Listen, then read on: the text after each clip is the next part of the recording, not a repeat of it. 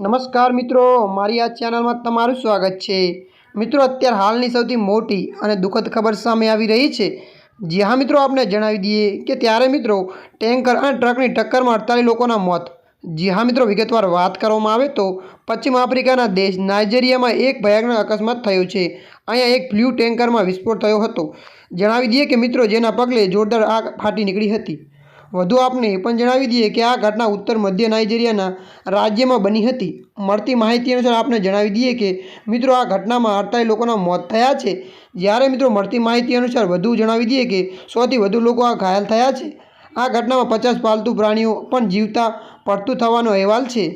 જી હા મિત્રો, અત્યારે હાલની આ સૌથી મોટી અને દુઃખદ ખબર મળી રહી છે। ત્યારે મિત્રો આજ માટે આટલું। મળીશું નવા અપડેટ સાથે। જો વિડીયો તમને પસંદ આવે લાઇક, શેર અને સબસ્ક્રાઈબ કરી નાખજો। ધન્યવાદ।